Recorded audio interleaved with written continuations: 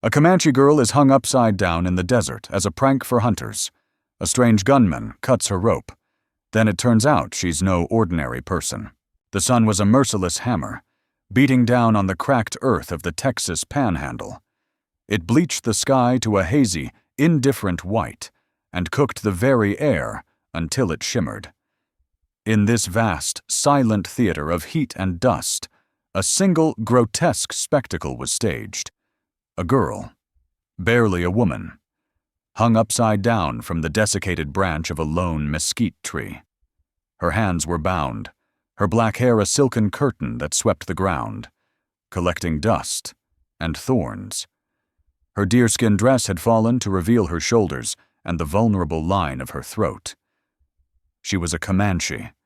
That much was clear from the intricate beadwork on her moccasins, now dangling uselessly against the glaring sky. This was a prank, a cruel jest left by a party of buffalo hunters who had passed through 2 days prior, their laughter echoing in the oppressive silence long after they'd gone. They'd left her for the buzzards, or the coyotes, or simply for the sun to claim. To them, she was not a person. She was a thing, a piece of sport, her life a trivial counter in their game of dominance over the land and its people. For 2 days, she had swung between consciousness and the black, merciful abyss of oblivion. The world was a dizzying, upside-down inferno. But she did not cry out. The people did not waste their breath on a sky that would not listen. He saw her first as a dark, swinging shape in the distance, a smudge against the horizon's shimmering line. Silas. A man whose past was etched in the lines around his eyes and the permanent set of his jaw, had been tracking the remains of a riverbed, hoping it would lead to water before his canteen ran dry. He wasn't a man who looked for trouble. In fact, he'd spent the last 5 years of his life walking away from it, seeking a solitude so profound it might finally silence the voices in his memory. But some things a man couldn't walk away from. His horse, a steady buckskin named Ghost, snorted, sensing the wrongness in the air. As Silas drew closer, the shape resolved into the hanging girl. He stopped, his hand resting on the worn stock of his Winchester. His first instinct, honed by years of survival, was to turn and ride away. This was not his fight. Getting involved with the Comanche, or those who harmed them, was a sure way to shorten one's life. He'd seen it a dozen times. A dead Indian was just a dead Indian to the law. But a white man who intervened became a target for both sides. He sat there for a long minute, the sun beating on his hat, his face a mask of hardened indifference. He thought of the water he needed, the miles he still had to cover. He thought of the peace he craved. Then, he looked at her again, at the slow, almost imperceptible swing of her body, a pendulum marking time in a forgotten hell. And in that moment, the ghosts he was running from rose up and spoke. They spoke of another girl, another time, another failure to act. The memory was a hot brand against his soul, with a curse that was more a prayer. Silas swung his leg over the saddle. The leather creaked in protest. He walked toward the tree, his boots crunching on the parched ground. The sound was unnaturally loud. He didn't look at her face. He didn't want to see her eyes. He drew his Bowie knife, its blade clean and sharp, a tool of survival, not malice. He reached up, the sun searing the back of his neck, and with one swift, decisive slash, he cut the rope. She fell in a heap, a tangle of limbs and hair. She didn't make a sound, not a gasp, not a cry. For a moment, Silas thought she was dead. He stood over her, the knife still in his hand, his shadow a brief, inadequate patch of shade. He nudged her shoulder with his boot. A low moan escaped her lips, the first sound he'd heard from her. It was a sound of pure, animal pain. He knelt, sheathing his knife. He gently turned her over. Her face was swollen, her lips cracked and bleeding, Dust was caked into her tear tracks, though he suspected the tears had dried long ago. But her eyes, when they fluttered open, they were not the eyes of a broken victim. They were black, deep, and held a flicker of something ancient and unyielding. They watched him, not with gratitude, but with a guarded, piercing intelligence. Silas uncorked his canteen. The water sloshed, a sound more precious than gold. He lifted her head, tilting the metal rim to her lips. She drank, at first in desperate, choking gulps, then more slowly, her eyes never leaving his. He poured a little on a bandana and gently wiped the dust from her face. It was an act of tenderness so foreign to him. It felt like another man's hand was performing the gesture. He used his knife to cut the bindings on her wrists. The rope had bitten deep, leaving angry, raw welts. She flexed her fingers, her gaze distant, as if reassessing a world that was now right side up. She still hadn't spoken a word. He didn't expect her to. He had done what he had to do. The ghosts were quiet. For now. "Can you stand?" he asked, his voice raspy from disuse. She pushed herself up, her movements stiff but steady. She stood, swaying slightly, her gaze fixed on the western horizon, in the direction the hunters had gone. There was no fear in her stance. There was something else, something cold and hard, like a reckoning waiting to happen. Silas had intended to leave her, to give her water, cut her loose, and ride away. His debt to the past was paid, but as he looked at her, standing there alone in the vast, cruel expanse, a small, defiant figure against the indifferent sky, he knew he couldn't. Leaving her now would be the same as leaving her to hang. He sighed, the sound lost in the wind. He had just cut one rope, only to find himself tied by another. The sun began its slow descent, painting the clouds in bruised shades of purple and orange. The reprieve from the heat was slight, but the coming darkness brought its own dangers. Silas knew the hunters couldn't be more than a day's ride away. They'd be arrogant, drunk on their own cruelty, and likely to backtrack to admire their handiwork. The thought sent a chill down his spine that had nothing to do with the evening air. "We need to move," he said, his tone flat. "They'll be back." The Comanche girl simply nodded, her eyes still scanning the horizon. She moved toward his horse, her steps surprisingly sure-footed for someone who had spent 2 days inverted. She looked at Ghost, then at Silas, a silent question in her gaze. There was no way she could keep up on foot. He let out another weary sigh. "Get on," he said, offering a hand. She ignored his hand and swung herself up behind the saddle with a fluid grace that belied her ordeal. She was light, her weight barely unsettling the horse.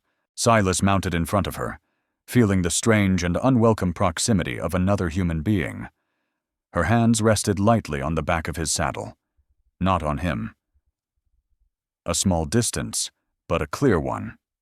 As he urged Ghost into a steady trot, heading for the broken, rocky landscape to the north, he was acutely aware of the silent passenger who was now his responsibility. They rode through the twilight and into the deep, star-dusted night. The canyons offered their only hope of refuge.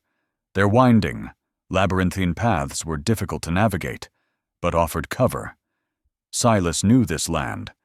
He knew how it could swallow a man whole, but also how it could hide one. He pushed Ghost harder than he wanted to, the horse's hooves striking sparks against the stone. Behind him, the girl was a silent presence. She didn't complain. She didn't shift uncomfortably. She rode as if born to it, her body moving in perfect rhythm with the horse. He could feel her stillness, an unnerving calm that seemed out of place. It wasn't the shocked emptiness of a victim. It was the focused quiet of a predator. He found himself glancing back, trying to read her expression in the moonlight, but her face was a mask of shadows. Hours later, deep within a narrow slit canyon, he finally called a halt. The walls rose 100 feet on either side, the sky a thin ribbon of stars above. He dismounted and helped her down. This time, she took his hand, her grip firm and cool. "We'll rest here," he said, his voice low, the sound swallowed by the rock. She slid to the ground and immediately began to survey their surroundings. Her eyes, now accustomed to the dark, missed nothing. She noted the loose scree on the slope, the single stunted juniper growing from a crack in the rock, the direction of the wind.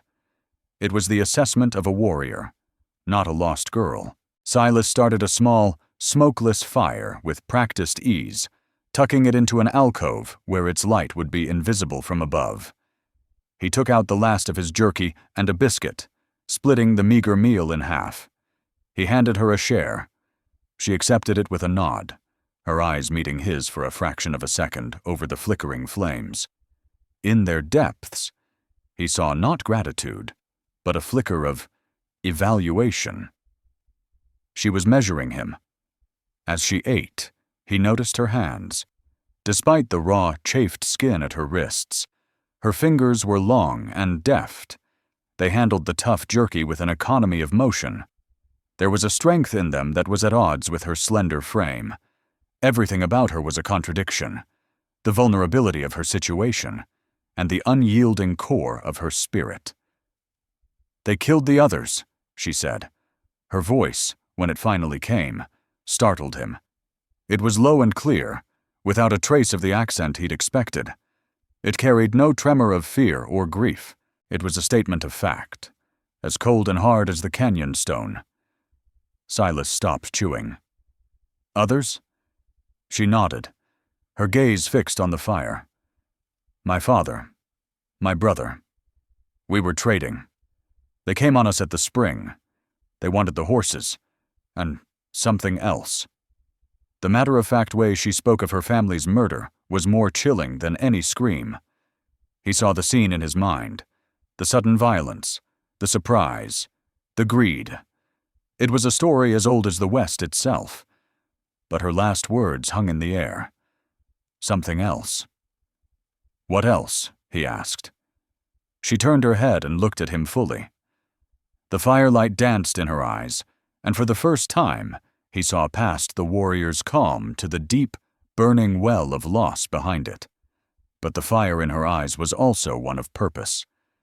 "A secret," she whispered, the sound a bare breath of air.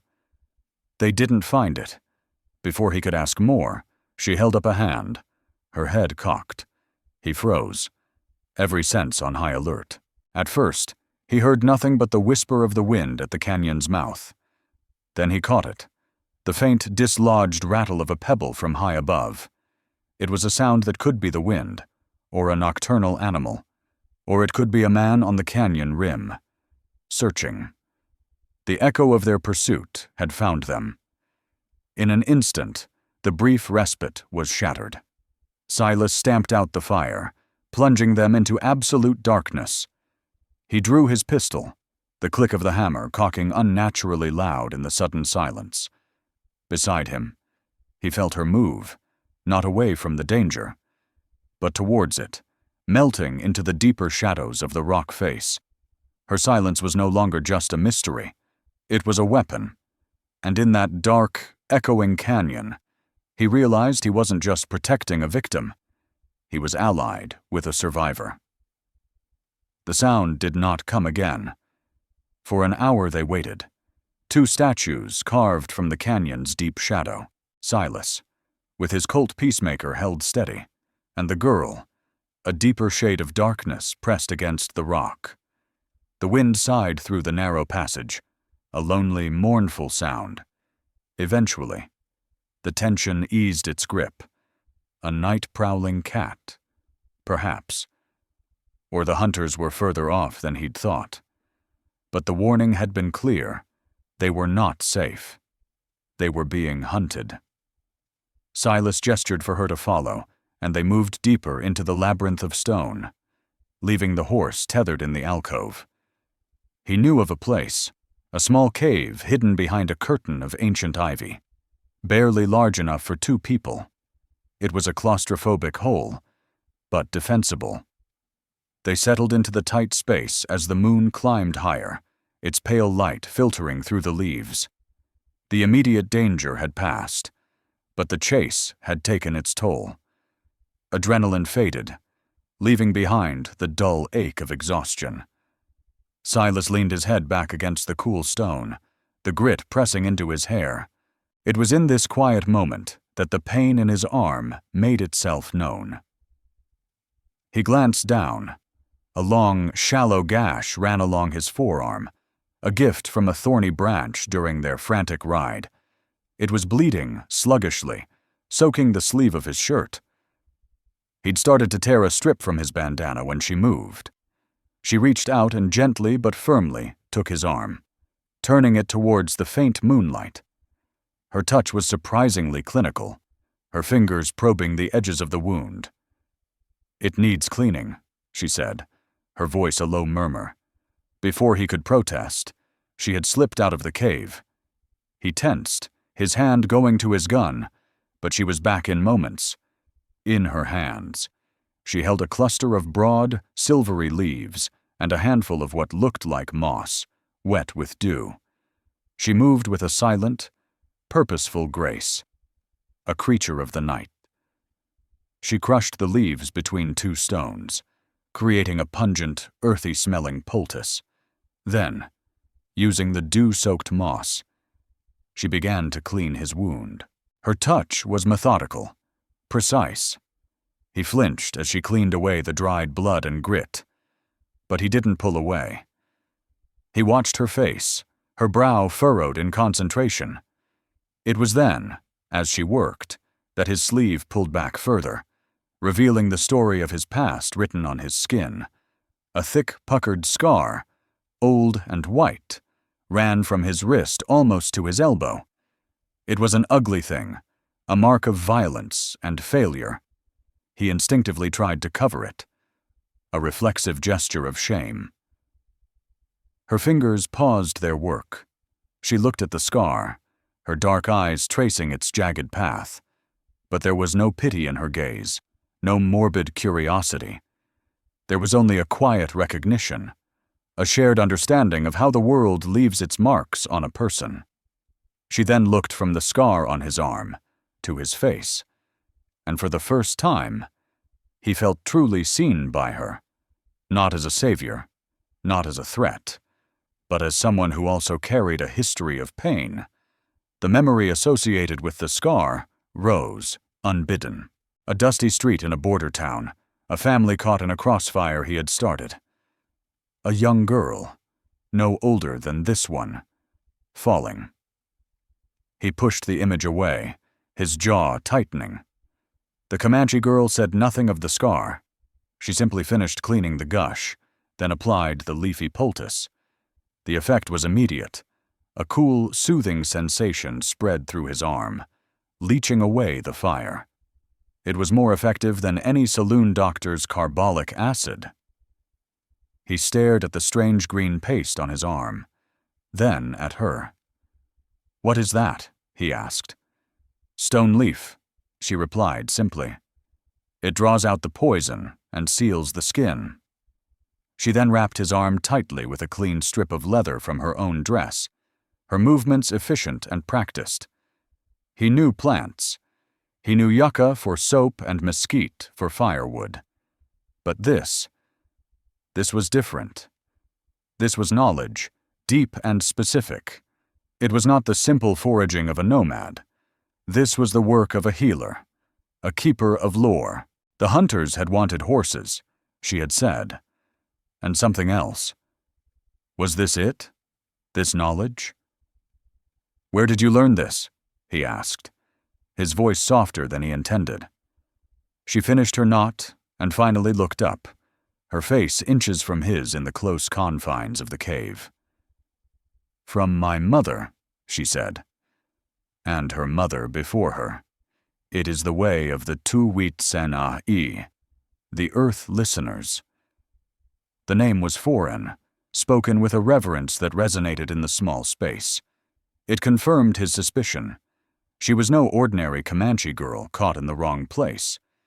She was part of something specific, something with a name, a tradition that made her a target. She drew back, her task complete. In the silence that followed, a new understanding settled between them. He had saved her from a rope, and now she had treated his wound. A debt paid, a balance struck.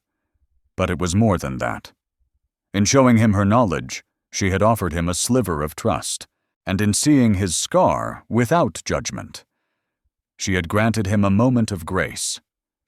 The wall of his solitude had been breached, not by force, but by a quiet act of healing. He looked at the poultice on his arm, then at the girl whose secrets were as deep as the canyon itself. The path ahead was no longer just about survival. It was about discovery. Dawn broke, not with a gentle glow, but with a harsh, gray light that made the rocks look like bones. They had slept in shifts, a fitful, shallow rest. The poultice on Silas's arm had worked wonders. The pain was gone, and the skin beneath was already knitting itself together. It was a small miracle, another piece in the puzzle of the girl beside him. She was still nameless to him, a silent enigma. They ate the last of the jerky, the silence between them now less a barrier and more a shared space of caution. The hunters were still out there. Every gust of wind sounded like a footstep. Every bird called a signal. "We need to get higher," Silas said, breaking the quiet. "Get a view of the land. See if they're still on our trail." She agreed with a nod. She understood strategy. They left Ghost hidden and began the slow, arduous climb up the canyon wall, using handholds and footholds that seemed impossibly small. Here again, she proved her strength. She moved with the silent agility of a mountain cat, her bare feet finding purchase on the smallest ledges. She was not following him. She was ascending with him. They reached the rim just as the sun cleared the horizon, flooding the vast landscape with golden light. They lay flat on the warm rock, peering over the edge. The view was immense. The canyons twisted below them like scars on the earth. For a long while, they saw nothing but the raw, empty beauty of the land. Then, she saw them. She didn't speak, just touched his shoulder and pointed. Far below, 3 riders were emerging from the mouth of the canyon they had occupied during the night. They were moving slowly, studying the ground. They had found their trail. "Damn it!" Silas breathed. They were good trackers, or persistent. The hunters conferred.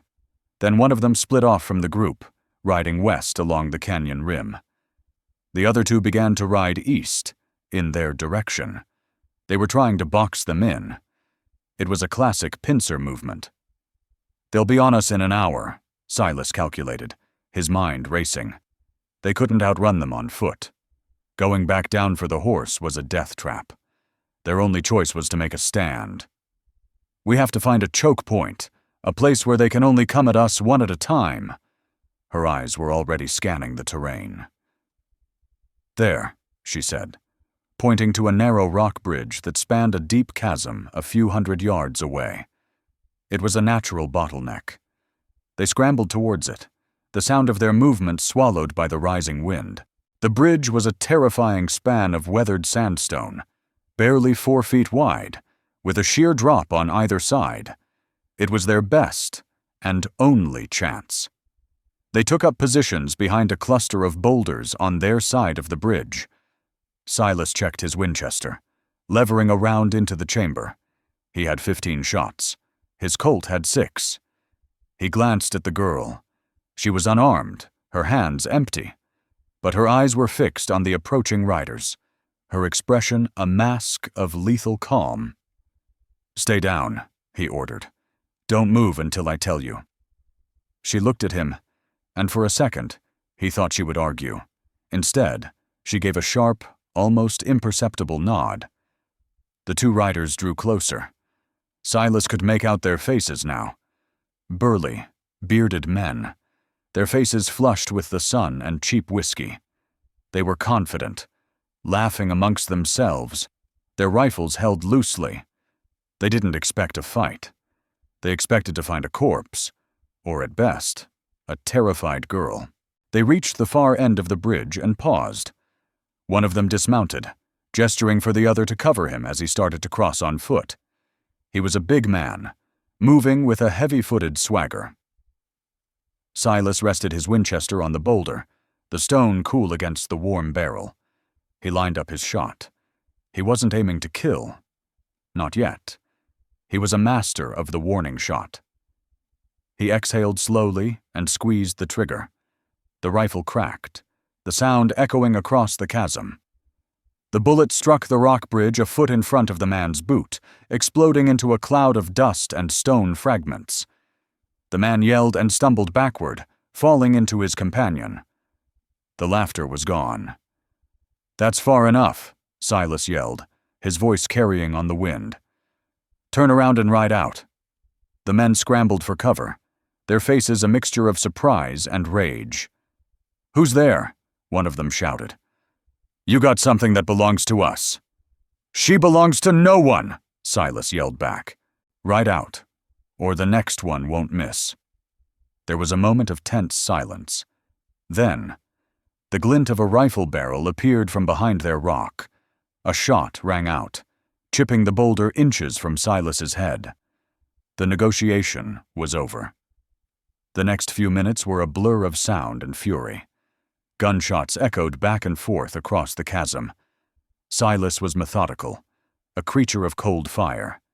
He didn't waste shots. He kept them pinned down, forcing them to expose themselves. One of the men cried out as a bullet grazed his shoulder. In the midst of the fight, the girl moved. She wasn't cowering. She was crawling, low to the ground, towards the edge of the chasm, away from the bridge. Silas hissed at her to get back, but she ignored him. She was focused on something he couldn't see. He fired again, forcing the hunters' heads down. In that brief moment, she acted. With a powerful shove, she sent a large, precariously balanced rock tumbling over the edge. It didn't fall far. It landed on a wider ledge 10 feet below, a ledge that Silas now realized ran parallel to their position. It was another way across. The third rider, he'd circled around and was flanking them. The third hunter, who had been creeping along the lower ledge, yelled in surprise as the rock crashed near him, exposing his position. Silas spun, his heart pounding. The man was raising his rifle. There was no time to aim his own. He never got the shot off. The Comanche girl rose from her crouch, and in her hand was a rock, the size of a man's fist. With a movement too fast to follow, she threw it. It wasn't a desperate toss. It was a calculated, deadly projectile. The rock flew with the speed and accuracy of a bullet, striking the hunter square in the temple. He crumpled without a sound and toppled silently off the ledge into the abyss below. Silas stared. Stunned, the other two hunters, hearing their companions fall and seeing his position had been overrun, fired one last panicked shot and then scrambled for their horses. In seconds, they were riding away, hard and fast. Silence descended again, broken only by the wind. The fight was over. Silas looked at the girl. She stood straight, her chest heaving slightly, her eyes fixed on the spot where the man had fallen. Then she looked at Silas. "His name is Corbett," she said, her voice shaking with a cold rage he hadn't heard before. "The man who sent them. He is the one who wants the secret, and he will not stop." She had finally given him a name. Not her own, but the name of their enemy. With that one word, everything changed. This was no longer a random act of cruelty or a simple chase. It was a mission. His personal quest for quiet redemption had just intersected with her hunt for justice. And the name Corbett hung between them, a promise of more violence to come. The sun was high and hot when they finally reached the dusty outpost of Tres Cruces. It wasn't a town, more like a scar on the landscape. A handful of adobe buildings huddled around a muddy well, a saloon, a trading post, and a livery stable. It was a place for desperate men and forgotten souls, which made it the perfect place to disappear, or to find information if you knew how to listen. They had retrieved Ghost, the horse seeming to sense the gravity of their situation, and had ridden for a full day, putting as much distance as possible between them and the canyon. The girl had remained mostly silent, but it was a different kind of silence now. It was heavier, weighted with the name she had spoken, Corbett. As they rode into the settlement, people stopped and stared, not just at the sight of a white man riding with a Comanche girl, but at the girl herself. There was an aura about her, an aristocratic bearing that even the dust and grime of the trail couldn't conceal. She sat straight, her gaze forward, ignoring the leers and whispers. Silas dismounted in front of the trading post, its windows thick with dust. "Wait here," he said, his hand resting on Ghost's neck. He looked at her, a silent warning to be wary. She gave a curt nod, her eyes already scanning the layout of the street, noting the exits, the faces in the shadows. Inside, the trading post was dark and smelled of leather, tobacco, and dust. An old man with eyes as faded as his denim shirt sat behind the counter, polishing a silver locket. He looked up as Silas entered, his gaze lingering for a moment before he spoke. "Help you?" he grunted. "Need supplies," Silas said, laying a few coins on the counter. "Flour, salt, ammunition, and information. Looking for a man. Name of Corbett." The old trader's hands stilled. He looked past Silas, through the grimy window at the girl sitting on the horse outside. His faded eyes sharpened with a sudden, intense focus. He wasn't looking at her face, but at her chest. "Corbett's bad news," the trader said slowly, his voice dropping. "He's a landman for the railroad, or so he says. But his business, it ain't in land deeds. He's been buying up muscle, asking questions about the old tribes, looking for something." The old man pushed himself up and walked to the door, peering out at the girl. Silas turned, his hand moving instinctively towards his Colt. "The girl," the trader breathed, his voice a mixture of awe and fear.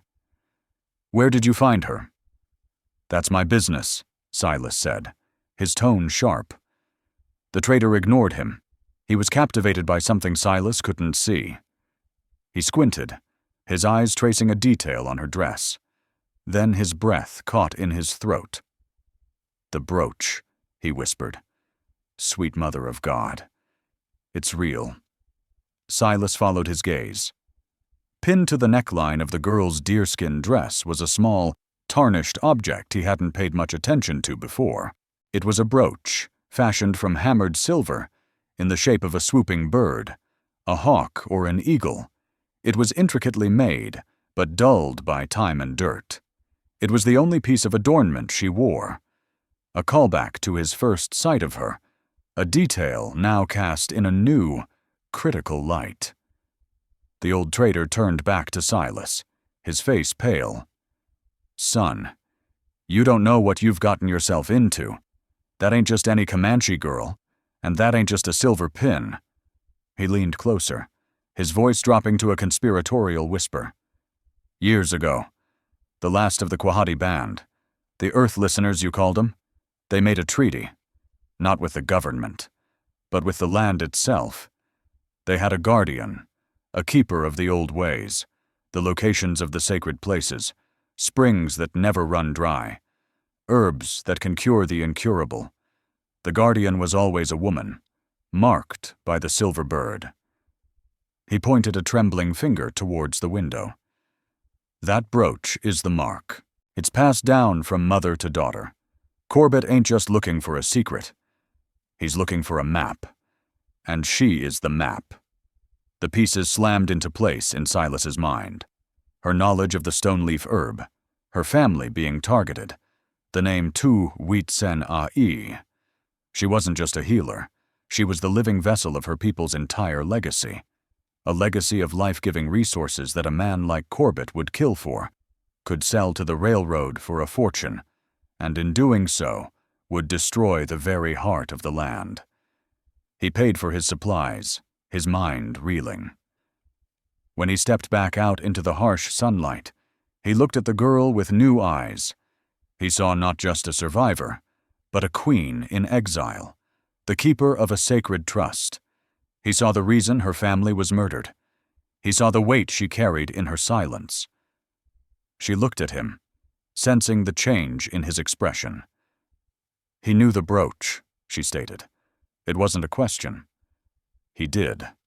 Silas confirmed, his voice grim. He told me what it means. He told me who you are. A flicker of pain crossed her face, the first true crack in her stoic facade. The pain of being known, of being identified, which meant she could be hunted more easily. My name is Tala, she said, finally offering him her name. It meant stalking wolf in her tongue. It suited her. The brooch was my mother's. It is my burden now. Suddenly, a commotion erupted at the far end of the street. 3 men, hard-faced and armed, had just ridden in and were dismounting in front of the saloon. Their leader was a man with cold, dead eyes and a cruel twist to his lips. He scanned the street, his gaze locking onto Tala. It was one of the hunters from the rock bridge. He barked an order, and the men started towards them, their hands on their guns. There was no time to run.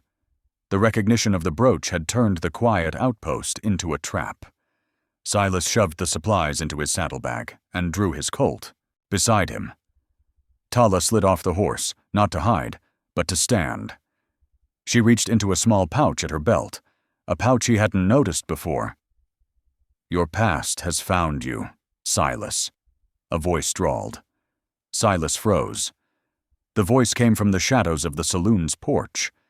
A man stepped out into the light.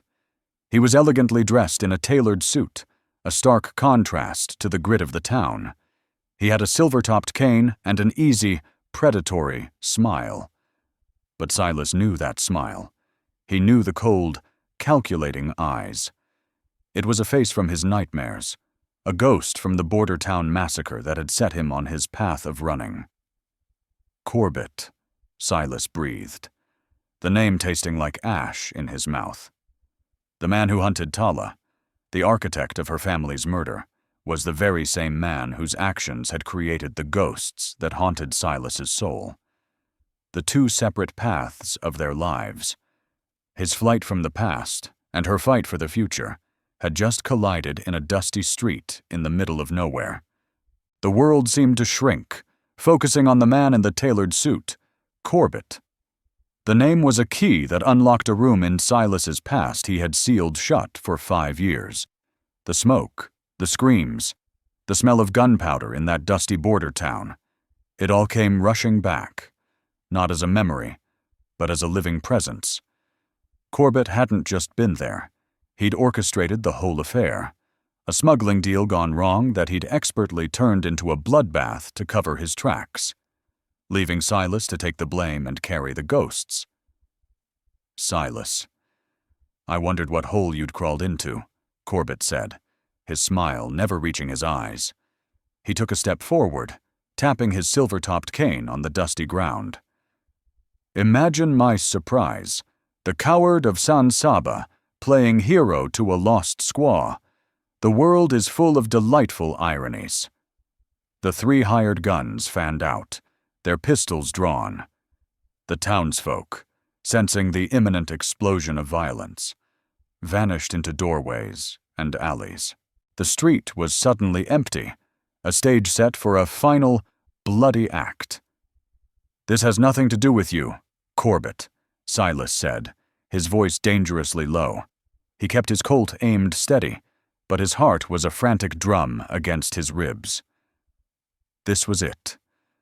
The ghost he could never outrun was standing 10 yards away. "Oh, but it has everything to do with me," Corbett countered smoothly, gesturing with his cane towards Tala. "This charming young lady holds the key to a future of untold wealth, the last secrets of the Quahati, water in a dry land, cures in a sick one. The railroad will pay a king's ransom. I've been searching for her for a year, and you, my old disgraced friend, just happened to stumble upon her. You always were a magnet for trouble."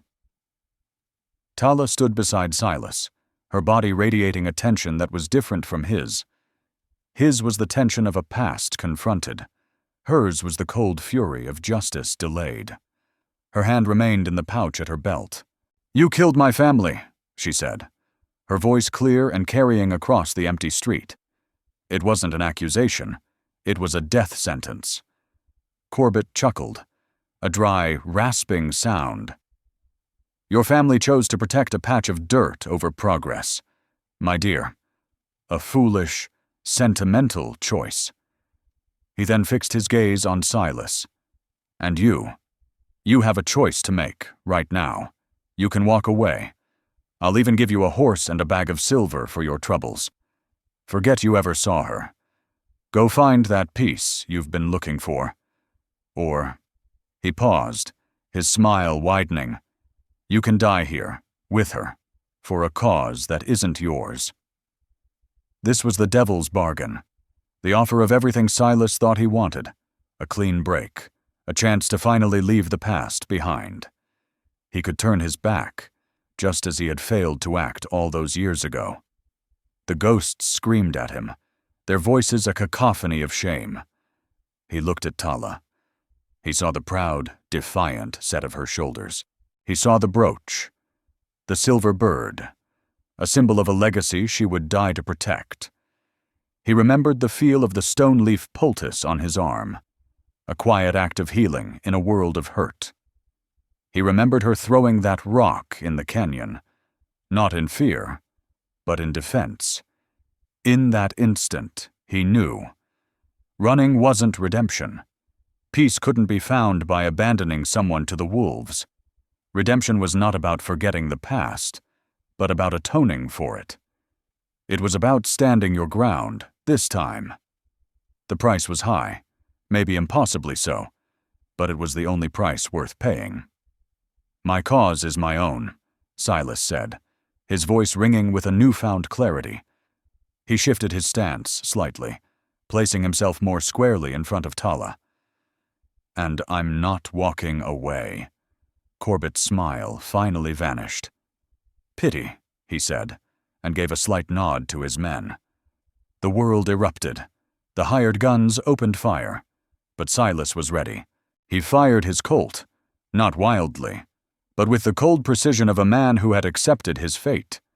One of the gunmen spun around and fell. At the same moment, Tala moved. She didn't draw a weapon. She threw.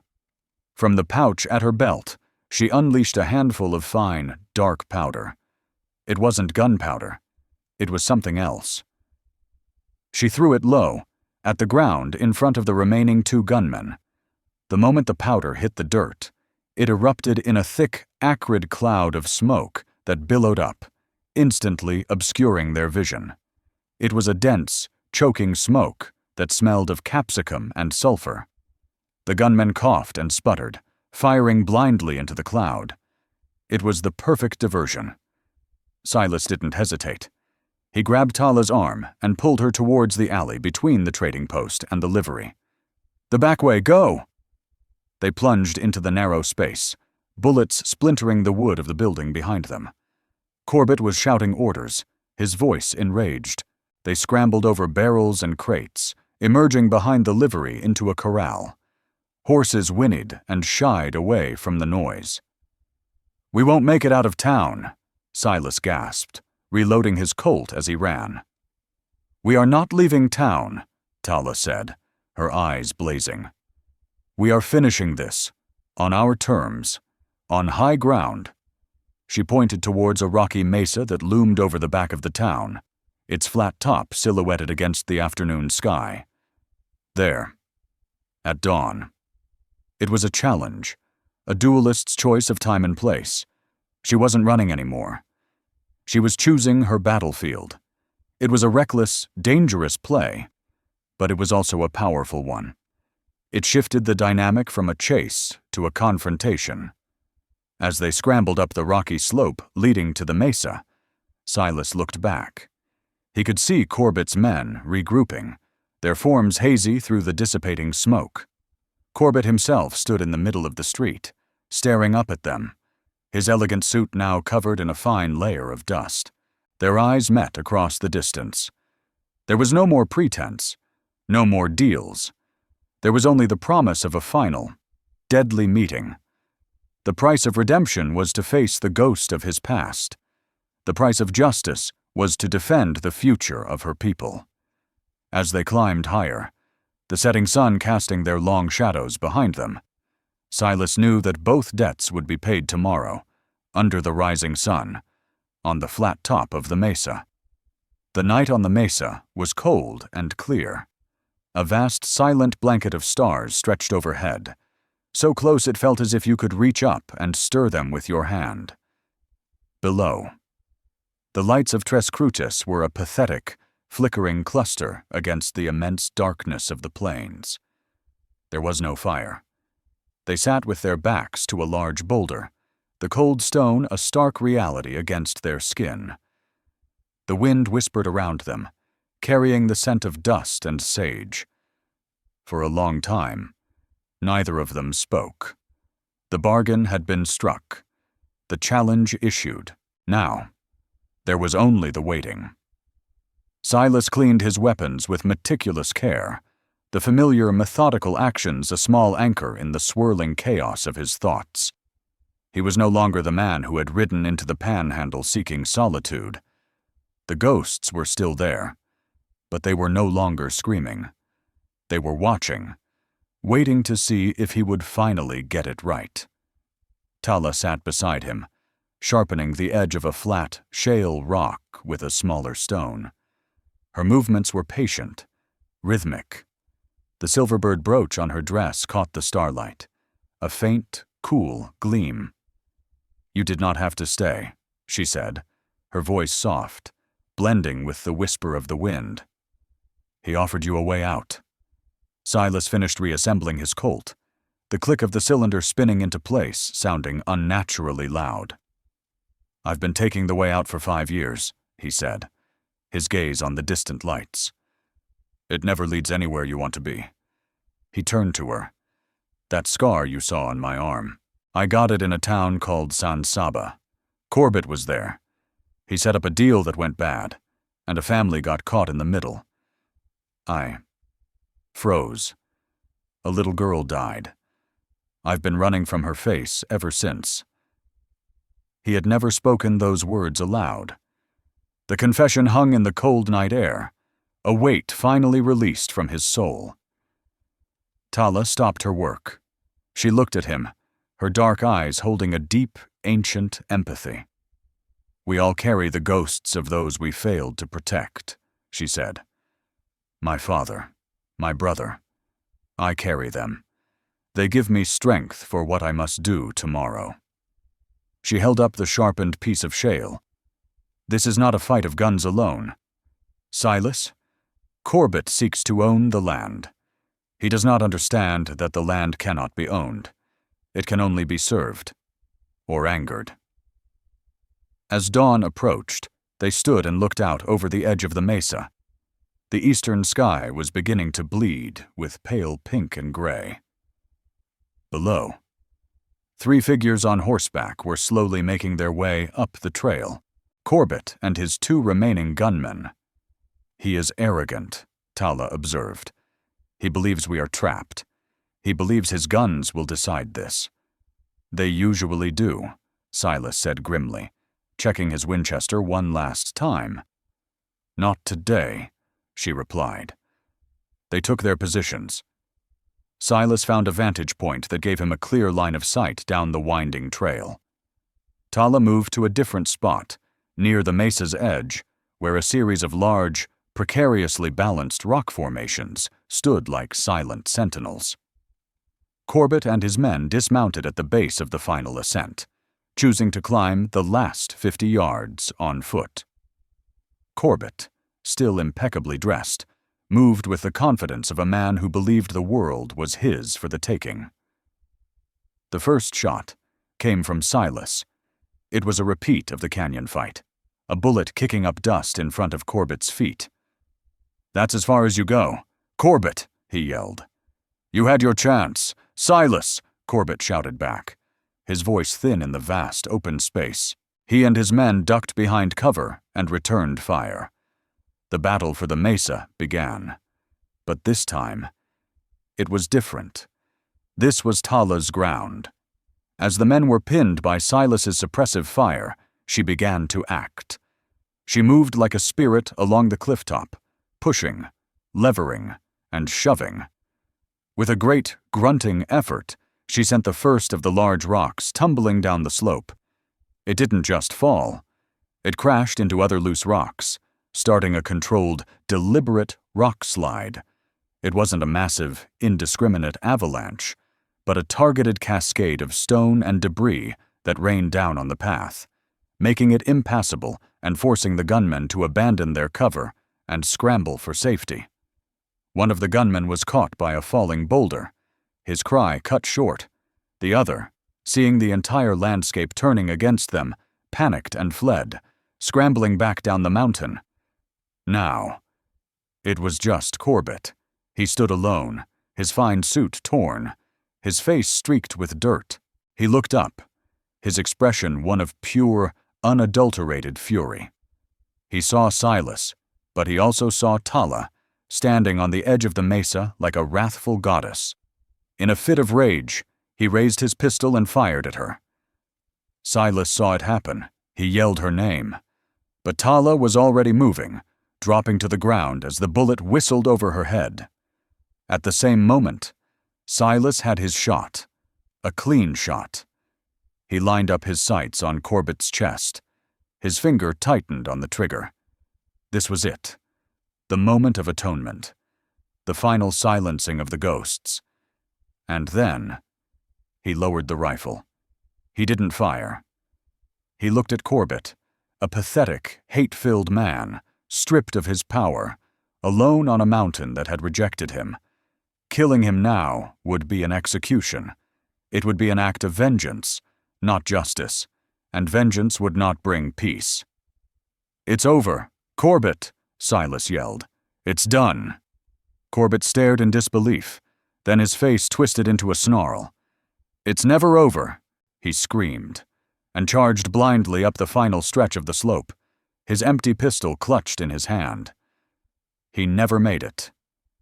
As he scrambled over a ledge, his foot slipped on the loose scree from the rock slide.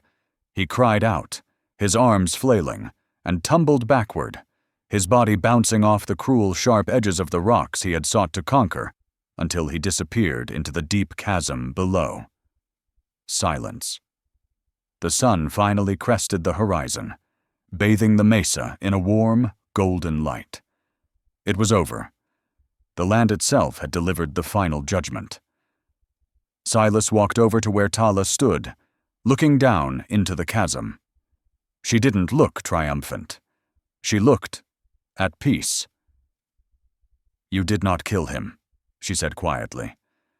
"My ghosts are quiet now," he answered, his voice thick with emotion. "Vengeance wouldn't have kept them that way." She turned to him, and for the first time, she smiled. It was a small, hesitant smile, but it transformed her face, washing away the last of the hardness. She reached up and unpinned the silver bird brooch from her dress. She held it out to him in the palm of her hand. "A gift," she said, "a reminder that you served the land, and it served you." Silas looked at the brooch, then back at her face. He gently closed her hand over it. "Keep it," he said. "Your burden is also your strength. But maybe, he added, his voice softer, you don't have to carry it alone. She looked down at her hand, then back up at him, her dark eyes holding the promise of a new beginning, a path they could walk together. The sun was rising, and for the first time in a long time, the world felt full of promise. In the weeks that followed, a quiet settled over the land. The story of the man in the fine suit who was swallowed by the mountain became another whisper in the wind, a cautionary tale told in the saloons of Tres Cruces. But for Silas and Tala, it was the beginning of a different kind of quiet. They didn't ride off in search of some distant, mythical paradise. They remained, finding a small, abandoned homestead in a valley protected by the very mesas where they had made their stand. They rebuilt it, not with frantic energy, but with the slow, deliberate rhythm of two people creating a sanctuary. Silas, the man who had sought solitude to escape his ghosts, found that true peace came not from being alone, but from being with someone who understood the language of scars. He learned the names of the plants Tala grew in her garden, and she learned the stories behind the lines on his face. He taught her how to read the words in a book, and she taught him how to read the stories in the clouds and the stones. Their love was not a sudden, passionate fire, but a slow-growing tree, its roots digging deep into the shared ground of their pasts. It was a love built on respect, forged in violence, and tempered by a mutual understanding of loss and survival. The West remained a hard, unforgiving place. Danger still lurked over the next rise, and winter was always a struggle. But the harshness of the world seemed less daunting when faced together. In the vast, untamed heart of the American West, it is easy to believe that power comes from the barrel of a gun, from deeds to land, from the force of will. But their story stands as a quiet testament to a different kind of strength. In the brutal calculus of survival, they discovered that compassion was not a weakness, but a shield. That redemption is not found in running from the past, but in building a future worthy of its lessons. In the harshest of landscapes, they proved that the most resilient and enduring fortress is not one made of stone, but one built by two souls, choosing to protect each other.